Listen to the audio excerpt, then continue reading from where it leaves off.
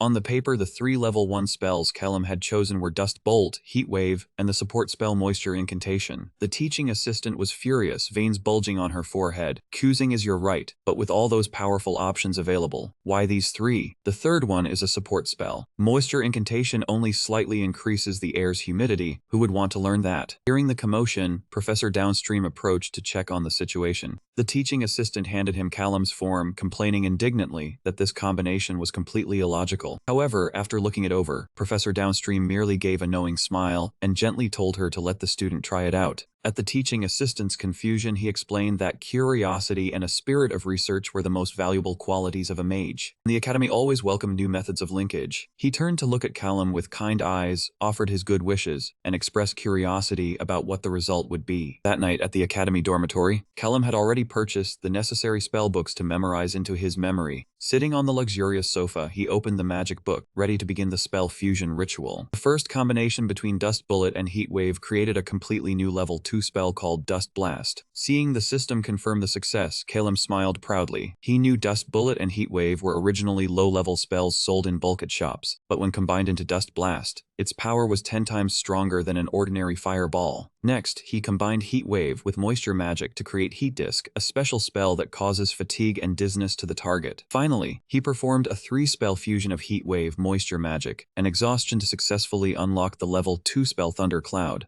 Looking at the skill status panel now fully filled, he smiled as he recalled the days of grinding games in the old world, telling himself it had been a long time since he last used this combination since playing in the strategic God of War mode. He paid special attention to Thunder Cloud, a support spell that summons extremely powerful charged clouds, and he was very eager to test it combined with his Hourglass ability. To optimize his power, he decided to buy another wand tomorrow to use as dual blades. Having finished his preparations, he lazily stretched and sighed, reminding himself that tomorrow he had to stop by the temple early, and then swing by the shop to buy new equipment. Calum slightly smiled, telling himself it was time to visit his most important destination. The place he was heading to was the Adventurer Guild of the village. At the same time, in the dark slave detention area, the cold sound of unlocking an iron door rang out. The rough guard yelled loudly, ordering Anin to step outside. The elf girl trudged through the darkness, her heart heavy as she thought about the unjust criminal label attached to her. The guard coldly urged her to move faster, announcing that someone had come to buy her to prepare for the next dungeon expedition. Hearing that she was being sold off so quickly, Anin could not help but worry. She wondered what her new owner would be like, because most people here only treated slaves like trash to be used. Taking heavy steps behind the guard up the wooden stairs, Anin desperately wondered if she could ever be lucky enough to meet someone kind again. Could she even survive if she continued to be dragged into that brutal dungeon? Standing in front of the room door, the guard knocked and then pushed her inside. Anin stepped in trembling, her heart full of confusion and fear about her fate. However, as soon as she saw the familiar figure sitting and waiting inside, she was completely frozen. Realizing it was Calum, the tear she had been holding back for so long burst out. She choked out that she had missed him so much, and then suddenly rushed forward. The sudden boldness of the elf girl startled Calum, who hurriedly told her not to scare him like that. Anin finally stopped crying and asked the reason he was here, worried if something was wrong at the Magic Academy. Calum stood up quickly, smiling as he explained that he could not leave behind a teammate he had once risked his life to save. Seeing Anin still emotional, Calum firmly extended his hand in front of her and declared he would help her become a free citizen. The two of them walked together along the bustling street of the adventurer village. Anin lowered her head and timidly reminded him that her freedom debt was still very large, but Calum bluntly replied that he already knew that. He looked at her and said there were currently 2 ways to make her a free citizen. First, Calum planned to collect the recovery fee from the Avison family. When someone questioned whether that matter had not already been settled, Calum explained that they only temporarily received 100 gold coins. Avison's brother Clarence advised taking the rest later to ensure safety, because he understood that if he accepted it right now while not yet officially a free citizen, the Magic Academy had every right to confiscate take that money. Even knowing it was a bit early, Kellum still decided to request a portion of the reward in advance. He turned to Anin and said she would receive over 100 gold coins from that amount. However, to make sure no one else came to buy and take her away, Kellum firmly declared to the slave manager that he would temporarily list her as a member of his group. Kellum proposed that Anin continue exploring the dungeon with him, and when the rewards were divided after the expedition, she could completely use that money to buy her own freedom. The decision was entirely hers. Prepare, Kellum pulled out a brand new bow and handed it to her as a gift. He thought to himself that if she agreed to join, everything would go exactly according to the perfect plan he had laid out. However, when she touched the new bow, Anin suddenly hesitated. Seeing that reaction, Kellum gently asked if she was still scared and told himself that if she really wanted to leave, it was best to let her go right now. However, Anin only shyly asked in return whether he would continue exploring the dungeon. Receiving Kellum's firm answer, of course, Anin lowered her head and confided that even though she knew she could not help much, she still earnestly wanted to continue accompanying him and become his true teammate. Her agreement made Kellum incredibly relieved. He smiled inwardly, admitting that he was actually very afraid she would reject him. Seeing Anin excitedly cheer and demand they both try their best together, Kellum smiled and said he had even just recruited another new member for the group. This sudden news made Anin extremely surprised and excited. Her eyes widened as she cheered in admiration, urging him to quickly introduce the new member. Seeing the happy elf girl, Kellum could only smile wryly, telling himself he should not celebrate too early. But still, Anin shyly asked Kellum when the two stood before the massive dormitory building of the Magic Academy, "Are you sure you are letting me stay in the dormitory?" Kellum bluntly confirmed, "Yes, there is both a bedroom and a common living area. Use it freely." Receiving the answer, the elf girl immediately put on the brand new equipment and clothes and happily skipped along with excitement. She thought to herself, new equipment, new clothes. It could not be happier. Even though I will have to pay back the money later. Standing before the door of the luxurious dormitory room, Anin was filled with hope for a new life. A place where she could sleep in a comfortable room like a hotel and fight alongside Kellum to clear the dungeon. However, as soon as she pushed the door open and stepped in with the intention of soaking in a warm bath to relax, Anin was completely frozen. And what met her eyes was the pale face with eerie glowing blue eyes of a red-haired undead creature with its mouth wide open in a threat. Anin screamed in terror. Kellum rushed from behind and held her shoulders to calm her. Anin, calm down. The elf girl cried out and pointed at the terrifying creature, stammering, "Why is this thing here?" Kellum smiled softly and explained that he had brought it back from the temple this morning. After Professor Isilov handed him a special scroll with the name of Necromantic Summoning Scroll to resurrect the assassin who ambushed him as an undead servant. The ambushing dog let out a low growl from its throat. He immediately joked, "He is greeting you. It seems the ambusher is also happy to see you again." At this moment, the storyline suddenly shifted to the ancient research documents of Professor Isilov, recording the dark events of the horrific dungeon eruption that occurred 12 years ago. According to the records, the disaster began at the dungeon city named Sohin. A sudden and violent dungeon eruption broke out, releasing approximately 3,000 brutal monsters that poured out from the abyss and caused extremely heavy losses in both lives and property. Subsequent investigations revealed a shocking truth. The cause of this devastating eruption originated from a person possessed from another world named Henry, who was hiding in the slums south of Sohin City at the time. Despite desperately resisting, Henry was finally discovered and brutally eliminated. A blood-stained letter was found with a mysterious warning addressed to all possessed people. The mysterious message Henry left before dying clearly stated, "To all possessed people, beware of the Magic Academy." Reading these words, Kellum could not help but ponder, why did Henry leave a hidden message that only possessed people could read? Perhaps this was not merely a warning but a sign that something extremely wrong was happening within the academy itself. What was even more suspicious was that the area suffering the heaviest losses from the dungeon eruption 12 years ago was precisely the Magic Academy. They suffered such heavy losses because they were the frontline unit. Perhaps after the monsters finished off Henry in the slums, they had gone straight to the academy to find their next target. Closing the book, Kellum thought that if that hypothesis were correct, there could be many other possessed individuals hiding their identities right within the academy. Sitting in deep thought on the sofa, he reminded himself to be even more wary of them than of Professor Maldini, and to absolutely conceal his own identity as a possessed one. Just then, a knock on the door cut off his train of thought. Kellum opened his eyes to see Anin clutching a pillow tightly, her face pale and trembling as she asked if she could stay here tonight. Seeing the elf girl's hair standing on end, Kellum asked in surprise what had happened to her hair. Anin tearfully explained that it was the doing of that undead mage of his. Furious at being scared, Anin's face darkened as she gritted her teeth and demanded payment from Kalim, saying, "Let me borrow your head for a moment." Kalim flatly refused, saying no, then thought to himself that she was getting scarier by the day. He then made an offer, saying if she wanted to stay, there was one condition. Kalim immediately dumped a pile of scrolls onto the floor and said these were the scrolls he had collected from the black market this morning. A sinister smile spreading across his face with glowing red eyes. He picked up one scroll and said there were some things he had wanted to test for a long time, and she would help him with that, right? At night at the tower of the Magic Academy, Professor Isilov was putting his pen to a new research topic named The Secret Hiding of an Old Adventurer's Soul Possessed, with the main student investigator being Kalim. Standing beside him, Professor Meldini with an extremely stern expression spoke up, saying, "You know that person, Professor. Our famous new student is forming his own team to handle this case. Don't you find him suspicious?" Seeing Isilov remain silent, Meldini continued to voice his doubts, asking if that talent could really only be explained by the word genius. Heard that he blocked a poisonous spider's venom sac right before it exploded by launching an ice spike at the perfect moment, and that was not all. He and a slave companion took down an ambusher and returned alive. That was not a normal feat. All of this is illogical unless he is possessed. Professor Isilov, our task is to identify those who are possessed. Hearing those sharp accusations, Professor Isilov quietly dipped his pen into the inkwell. He pensively refuted, "But in this situation, what are we supposed to do? Are we to discard such a talented mage just because of suspicion?" Professor Meldini immediately waved his hands dismissively, saying that was not what he wanted, but to think about what caused the Magic Academy's severe shortage of mages. One small mistake could cost them everything, like 12 years ago. With that, the stern old professor turned and walked away, not forgetting to leave behind a cold warning. "I will watch him, Professor Isilov." Left alone in the vast office, Professor Isilov let out a worried sigh. "I understand Professor Meldini's stance, but we also need someone who can regularly explore the dungeon and support the academy. Still, I wonder how he will recruit his team." At the same time, on the academy's notice board, a recruitment flyer for new members was posted, drawing the attention of many students. The contents clearly stated that group interviews were underway, led by team leader Kalim, with the goal of recruiting one melee fighter. Standing before the bustling crowd, the serious recruitment atmosphere was quickly shattered by Anin's frantic scream from the hallway, saying, "This way, please." Kalim clicked his tongue, thinking that it seemed the ambusher had dragged everyone over here. Indeed, the ambusher with the dull, foolish face was nonchalantly dragging Anin along by her hair through the crowd, leaving the elf girl crying and calling for help in helplessness. Witnessing this tragicomic scene, he sighed and walked over, saying, "I told you not to pull people's hair, you sick killing machine." After restoring order, Kalim lightly touched his chin, cleared his throat seriously, and looked at the crowd of students gathered around, feeling that enough people had assembled, then said, "Let's begin." He pointed forward clearly and declared the ultimate goal of the whole team. The objective of this expedition is to find the place where the ambusher's soul is preserved and revive him. Find a frontline warrior for his team. Kalim posted a recruitment notice and held an interview right in the academy hall. He stood before a large wooden crate filled with magic stone water and announced clearly to the crowd of applicants. As stated in the notice, "We are looking for a frontline warrior. To test your ability, lift the wooden crate in front of you." Kalim reasoned to himself that since he could not directly see the stats of those not yet in his group, this was the simplest way to gauge their physical strength. To throw this crate as easily as Vertanen, applicants would need a minimum strength stat of 15. He continued, saying if they passed the first test, they would then evaluate their next skills. Prove your worth as a warrior. For example, skills like shield charge or taunt. Kalim's extremely strict selection criteria immediately caused the adventurers below to murmur amongst themselves. They began to lose confidence, nervously asking each other if they could even lift the heavy wooden crate, and some had not even learned any combat skills. A few people had already accepted defeat and given up from the very start. Kalim knew well that for classes like warriors, archers, or rogues, they had to learn skills from the fountains hidden deep within the maze, so possessing a skill was the clearest proof that one had survived the trials. Standing beside him, Anin suddenly trembled, drew closer and whispered in his ear, saying, "I still do not know how to use any skills." Kalim smiled gently to reassure her, saying it was fine, she would learn soon. Anin, then he turned back to the crowd and asked boldly who wanted to try first. The picky attitude of a mage who had just escaped slavery immediately angered a burly dwarf warrior with a gray beard. His veins bulging, he shouted furiously, "Are you kidding? Who do you think you are to be so picky? Right, you only survived once in the dungeon, and you think you are all that." However, as the dwarf was still fuming and about to cause trouble, a hand clad in iron gauntlet roughly shoved him aside with a cold reminder, saying, "Mind yourself. If you are done here, step aside." The one who appeared was Bernard, a dignified lizardkin knight wearing the gleaming armor of the Nathanael Church. Bernard's appearance left the surrounding crowd completely stunned. They murmured amongst themselves, wondering why a famous knight active on the second floor would suddenly come down to the first floor to apply for a group of rookies like this. Seeing the church emblem on Bernard's armor, Callum's eyes narrowed with caution. He realized that the Nathanael Church would certainly never ignore a special existence like the undead ambusher. However, just as he approached the group, Bernard suddenly fell to his knees, weeping pitifully and crying out in sorrow, "Oh Nathanael, is this truly your will? I cannot bear to see such a pitiful soul. I must purify him right here and right now." Witnessing the Lizardkin Knight's overly dramatic display, he could only sigh and wonder, did we not say the goal is revival? What is this guy rambling about? Man with a stern face and high black hair bun stepped forward to cut in. Bernard was startled, turned around, and demanded to know the man's identity. The man coldly replied his name was Hijikata the Sword Saint, an adventurer active on the third floor. He was looking for a missing friend. If reviving the ambusher could help him find that friend, Hijikata continued to assert, then this might be his only clue. Looking at the powerful Sword Saint from the third floor who came seeking them voluntarily, Calum silently assessed that this would be an excellent addition to the team's tank position. However, he also quickly noticed a major drawback. After completing this search mission, Hijikata would surely return to his old team, while what Calum truly needed at the moment was a teammate who could stay long-term. While Callum was still pondering, Bernard had already roared in outrage at being insulted, saying, "Blasphemy! Who dares to insult a holy knight of Nathanael?" Hijikata was not one to back down either, coldly mocking back, "Who would want a useless, noisy lizard like you?" The tense atmosphere between the two experts was escalating when a loud shout from behind suddenly cut through.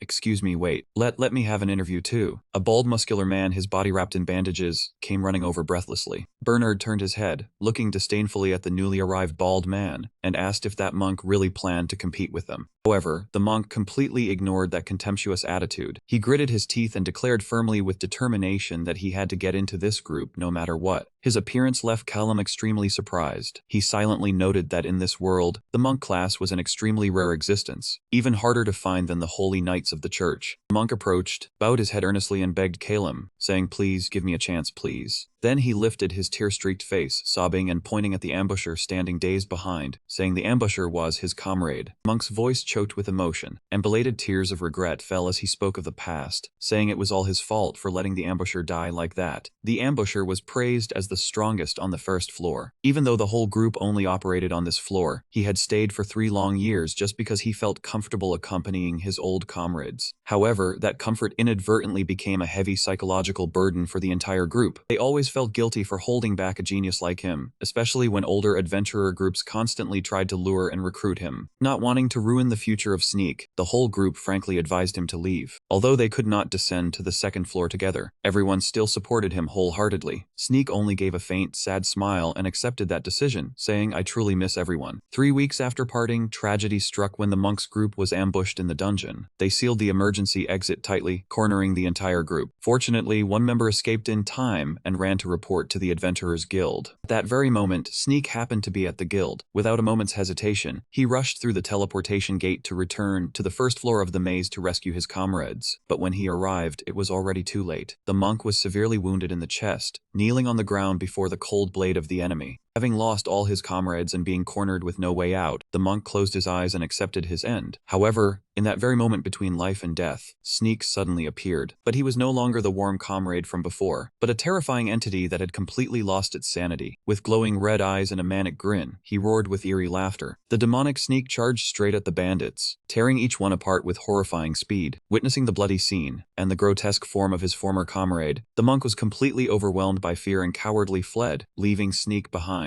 "I have enough reason to join the group and find his soul again," the monk declared resolutely, making Callum ponder deeply. According to his game knowledge, players had to descend very deep to encounter a wandering boss. The appearance of such a terrifying entity on the first floor was extremely unusual, and this was the first time he had witnessed this phenomenon. The monk kept tormenting himself, bitterly blaming himself that if the group hadn't selfishly forced Sneak to leave that day, the tragedy would never have happened. Thinking about how his former comrade had agreed to return to a dangerous place to save a useless person like himself, he looked painfully at the confused red-haired bear in front of him, wondering if he had sold his soul to the dungeon master. Overwhelmed with regret, the monk rushed to hug the bear that was sneaked tightly, sobbing and begging for forgiveness, even though he knew he was completely undeserving. Witnessing that heartbreaking scene, the sword Saint Hijikata let out a soft sigh and voiced his support for the monk to have a chance to atone, even proactively offering to step back and give up his spot in the party. However, this decision immediately faced fierce opposition from the lizard knight Bernard. He roared in anger, claiming the monk was deliberately using his tragic story to gain pity and soften the contractee's heart. Bernard demanded a fair competition, pointing at the large rose wooden barrel in the corner of the room, declaring that the monk would only be recognized for his strength if he could smash it. Looking at the thick oak barrel, Kellam internally assessed that most monks in this world leaned towards magic, so their physical strength stats were very low. He himself had played as a monk class in his previous life, so he understood this well. However, when the monk silently walked up to the barrel, Kellam's eyes narrowed in surprise. He noticed those footsteps were incredibly steady and full of power. This was definitely the extremely rare strength-type monk he had been eagerly searching for. As expected, the monk let out a mighty roar, and then directly used his arms to crush the barrel in an instant. The powerful blow left the lizard knight Bernard completely speechless, his mouth agape in astonishment as he watched the wooden splinters fly in all directions. With his overwhelming display of strength, the monk had officially convinced Kellam. After preparing all the equipment, the group of four, consisting of Kellam Anin, the sneak bear, and the monk Amos, gathered in front of the dormitory hall. Kellam looked at everyone with satisfaction and spoke up clearly. It seems the group is finally complete. Amos, make sure everyone is ready before we set off. After being recruited successfully, the monk Amos scratched his head apologetically and asked for permission. Of course, I will be away for a while, so I need to talk to my wife a bit. Kellam nodded in agreement. All right, you can go now. Turning to Anin, who was currently being clung to from behind by the sneak bear with a grimacing face, Kellam instructed Anin, you go back to the dormitory with Sneak first. Anin asked worriedly, what about you, Kellam? He replied calmly, I will stop by the Magic Academy for a bit. There are a few things I need to take care of before descending into the dungeon. Kellam pondered silently. If there really was a possessed group hiding within the Magic Academy, that would be the biggest threat to him right now. He knew that his recent actions had caught the attention of those in power, from successfully linking the ancient books with extremely rare combinations, to decisively accepting the most difficult mission from Professor Asilov. Even among the candidates, he chose a monk over 40 years old who specialized in tanking, always confidently flexing his muscles and believing in the monk Zobo. Pushing open the large wooden door and stepping into the hall, he silently resolved, I deliberately put on an erratic and suspicious act. They must have been convinced that I am possessed. If I want to survive here, I have to seize this opportunity to etch into their minds that I am not just a dangerous possessed person, but a genius mage. And the one who can help me prove that is Professor Meldini, my teacher. At that moment, Professor Meldini, with a fierce expression, came running over in a panic, loudly questioning Kellam, is it true that you succeeded in combining magic books? Facing the old professor's agitation, Kellam remained calm. Yes, I successfully combined the magic books. Is there a problem? Professor Meldini gritted his teeth, roughly pointing a finger at his chest and growling, most people fail at that step. You are either extremely lucky or you are... Looking at the old man's expression, Kellam smirked slyly, thinking, let's probe him a little more. Professor Meldini's eyes bulged. You know, you didn't just do a double combination, you did a triple combination. Kellam immediately feigned ignorance and asked back, what? A triple combination? That nonchalant attitude further enraged Professor Meldini. He shouted in a rage, what is this brat? Are you mocking us? Standing in the middle of the vast hall, the old professor roared indignantly, unless blessed by the god of wisdom, this is impossible. From behind, Professor Downstream stepped forward with a kind smile and spoke gently, Professor Meldini, maybe he really is blessed. But Professor Meldini immediately spun around and angrily yelled, this is not the time for jokes, Professor Downstream. Even a single combination is very difficult. A triple one that only happens when someone is possessed. Ignoring the old professor's suspicion, Kellam decided to enter the dungeon for exploration with his companions. As soon as he stepped down the dark stairs leading into the maze, Kellam suddenly stopped as his glowing red eyes sensed something unusual. Anin, can you hear what they are saying? With the keen ears of the elf tribe, Anin focused and listened before translating. They don't have much, that's what I heard. Below the stairs, a group of unfamiliar adventurers, consisting of a short-haired woman, a brown-haired man, a werewolf, and a bald old man, were gathered secretly plotting something. Before Kellam's group could pass, the short-haired woman in the other group proactively stepped forward to block their path, waving with a fake smile. Oh, hello there, adventurers. Can you spare a moment before entering the gate? Looking at her expression and the sinister smiles of her cohorts behind her, Kellam's red eyes narrowed slightly. As a veteran gamer, he immediately saw through their intention. They were bandits here to strip gear from newbie adventurers. He thought to himself that this was exactly why he always made sure to be in the lead as soon as the exit gate opened, and then let out a weary sigh. Troublesome. The short-haired woman continued to pretend to be friendly, glancing at the heavy backpack on Kellam's shoulder and asking directly, "Hey, what's in that bag?" The short-haired woman quickly fabricated an excuse, claiming she was just worried about the newbies. She leaned in closer, revealing a sinister face and a greedy smile. "There are a lot of robbers hiding in the maze. You know, if you have anything valuable, your big sister here can keep it safe for you. What do you think?" However, the burly monk almost growled in warning, "No need, young lady." Sweat dripped down his face from fear. Amos continued coldly, "Our team leader is very smart, so smart that he can turn the tables on petty robbers like you." Intimidated by the overwhelming force, the short-haired woman stumbled back, frantically waving her hands in defense. "Who said anything? I was just giving advice." Pelham, standing behind, simply watched her in silence with a cold and contemptuous look in his glowing red eyes. Not bothering with these small-time thieves anymore, the group decisively turned and continued down the stairs into the dungeon, leaving Amos's resolute declaration echoing behind. "We're going now, do whatever you want." As the group continued walking through the dark corridor of the dungeon, Annin couldn't hide her worry. She quietly asked Calum, "Those people at the gate earlier, they really were robbers, right?" Calum calmly reassured her, "Don't be too scared, Annin. Amos is more than capable of fighting them head-on. And if anyone is following us, you would have sensed them already, right, Annin? There's no need to worry." However, before he could even finish his sentence, a desperate scream from afar suddenly cut through the air. "Help me, help me." He recognized the voice and thought, it hasn't even been 5 minutes. From the end of the corridor, a figure was sprinting towards them. It was the short-haired woman from before. She was screaming in panic and despair, "The robbers, they are chasing me." The short-haired girl rushed forward in front of Kellam's group, tears welling in her eyes, begging for their help. Monk Amos stood in front to protect his teammates, speaking coldly, "You say you were ambushed. Why should we believe you?" The girl collapsed to her knees, sobbing as she explained that she was exploring the maze when she was suddenly attacked. Kellam stood behind observing, thinking to himself that if this were a game, he would have dealt with her immediately. Kellam stepped forward, his glowing red eyes filled with suspicion as he looked at her and questioned, "You tried to steal our things this morning, didn't you?" The short-haired girl hurriedly tried to explain herself, admitting she had been rude before but never expected to be ambushed in this way. Kellam narrowed his eyes thoughtfully, realizing her words might hold some truth. In this maze, trusting anyone was an extremely dangerous act. Unwilling to take the risk, Kellam raised his wand straight at the girl and coldly commanded, "If you don't want to die, turn back. I'll count to 3. The girl cried and begged in fear, saying that if she went back to that place, she would die. Ignoring her pleas, Kellam began to count. 1. The girl trembled and screamed in despair, "Just this once, please spare me." Kellam's gaze was sharp and cold, and without hesitation, he continued counting. 2. Facing imminent death, the girl completely broke down, stepping back and reluctantly accepting, "Fine, I'll go." The girl turned and ran back down the old path, looking back to beg them not to cast spells on her. The group remained highly vigilant. Suddenly, Anin's sharp hand gave a slight, strong tug. She panicked and turned to warn Kellam, "Someone is running towards us up ahead." Kellam was startled and shocked. Immediately, the sound of hurried footsteps echoed from the dark corridor ahead. The short-haired girl ran back frantically, screaming, "They're coming, they're coming. There are 4 of them." She continued yelling in fear, "I told you they were coming." Seeing the chaotic situation, Kellam quickly turned to ask the elf girl, "Anin, how many are there?" Before he could get an answer, the sound of wind whistling and tearing through the air rang out. Looking at the sudden attack, the group wondered doubtfully if the ambush was real. At that moment, a terrifying scream echoed from behind. Taking advantage of the moment everyone lost their guard, the short-haired girl immediately showed her true colors, a sinister smile spreading across her face. She quickly slipped behind Kellam and unexpectedly locked him in a tight hold. With her wand pressed against him, she laughed smugly. Was Sister Hands acting, darling? Witnessing the scene, the monk Amos shouted in panic. Before the opponent could react, the short-haired girl immediately activated a sealing spell named Chaos Magic, aimed at neutralizing Kellam's ability to use magic. Even facing danger, Kellam gritted his teeth and shouted his orders. "I'm fine, focus on the front, Amos." In that critical moment, the familiar system chime sounded, activating time freeze state, activating your hourglass force. Seeing everything around him stand still, Kellam breathed a sigh of relief and thought to himself, that was close. Time to calmly deal with them one by one. He began analyzing the bandits' tactics. Their mage had deliberately disguised herself as bait to lure the group into a trap. Instead of targeting a sturdy defensive tank like Amos, the real goal was to neutralize the main damage sources, him and Anin, first. That was why the short-haired girl got close and used her spell chaos skill to randomize his incantations. To test, Kellam tried casting a lightning spell, but the tip of his wand only produced a small bouquet of flowers with a comical fizzle. He realized his magic was completely scrambled and began analyzing the enemy's next moves. moves. After neutralizing him, they would immediately use lightning to paralyze Anin, the one with the weakest close combat ability in the group, then easily isolate and take down Amos. They dared to make such a risky move because they bet on the golem not being able to act independently in a fight. Clenching his wand tightly, Callum gritted his teeth, blaming himself for being too careless. He should have immediately used a lightning bolt to shock them from the start. He knew he had no time for regret, as one small slip at this moment meant the whole team would die here. A few days ago in the dorm, with Anin's help, Callum had discovered a very special mechanism of the hourglass. And activating a 60-second time freeze, the cooldown of skills continued to tick down normally. In actual combat, 60 seconds of frozen time was more than enough to turn the tide, not to mention he could also use it to shield himself. To counter sudden control situations, Callum had prepared a scroll to reduce the duration of status effects. This item helps shorten all adverse effects on the user down to 60 seconds. Thanks to that, the spell chaos effect caused by the short-haired girl was quickly dispelled.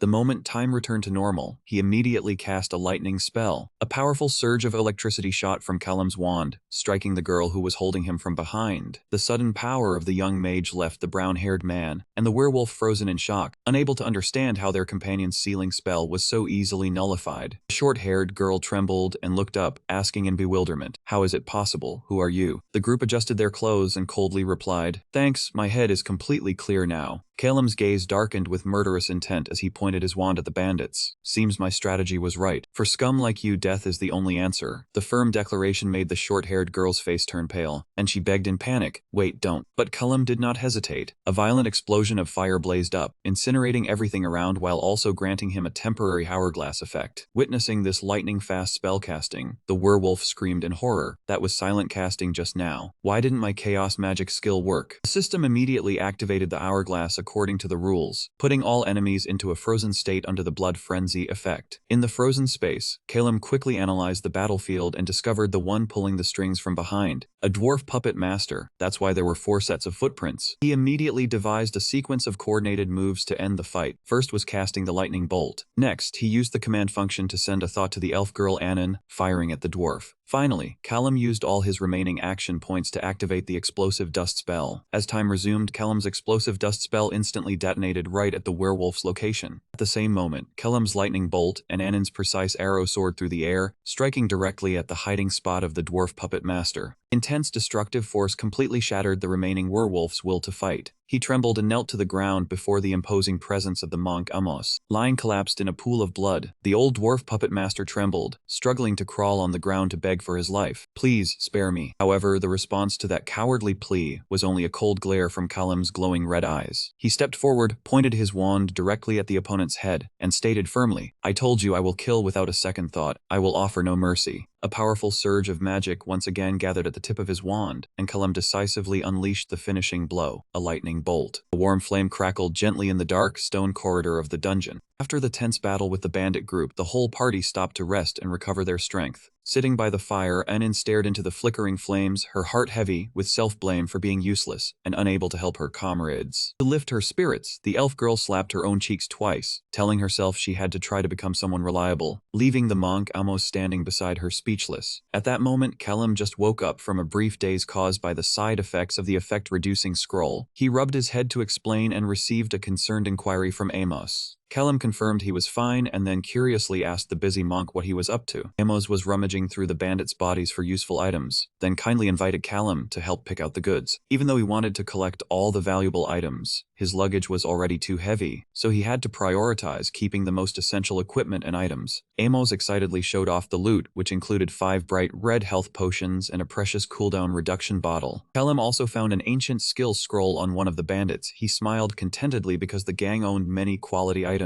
Not stopping there, he also spotted a wooden wand carved with strange ancient runes, recognized it as a telepathy support wand, and decided to appraise it later. He immediately cast magic to link and transfer the new equipment to himself, and when he saw the notification asking him to name the new wand, Callum could only click his tongue, thinking this feature was truly outdated. After tidying up and packing the items into his backpack, Callum signaled for the group to continue on their way. Just as they were about to step forward, Anin's pointed hands gently tugged at him. She frantically called Callum back and told him she had just heard a strange noise coming from the pouch on his hip. Kellum bent down to check his belt pouch, wondering what that noise was. Kellum opened the small wooden box to reveal the exquisite compass inside. He explained this was the treasure hunting compass that Professor Melanie had given him before they left. Hearing this, the monk almost curiously asked if it was used to detect hidden treasures in the dungeon rooms. Kellum nodded in confirmation but quickly put the compass away and asserted that the group's top priority right now was still finding a way to revive. The other matters could wait. He fastened the pouch to his waist and gave a slight smile, gently reminding Annin that she didn't need to be so sensitive or overreact to such minor sounds anymore. Annin bowed her head sadly, admitting that her keen hearing was the only thing she did well. Kellum smiled reassuringly, saying she had been a great help to the group. Annin hesitantly asked if she should continue reporting small sounds like the trickle of water. Hearing this, Kellum suddenly froze in amazement as Annin explained it was a babbling sound like a stream or a fountain. Kellum's fierce red eyes widened. He urgently shouted to ask for the location of that sound. His excitement was entirely justified. In the dungeon, adventurers of the warrior or thief class often learn new skills from a special entity called the Blessing Fountain, which appeared randomly in the maze. According to legend, the ancient gods swallowed by the dungeon had become part of this place, using the fountains to bestow power upon the worthy. Thanks to Annin's sharp hearing, the group found a massive fountain emanating a mystical blue light. Kellum praised the elf girl without reservation, making her extremely delighted and proud. Kellum turned to ask Amos and the thief if they wanted to try receiving the blessing to learn new skills. The monk almost scratched his head awkwardly, saying he had tried a few times before but never succeeded, and worried this time would be the same. He smiled slightly and explained that the fountain would assess based on the body attributes and weapon proficiency of the challenger. He asked Amos if he had ever tried bringing his current weapon into the water, and received a shake of the monk's head.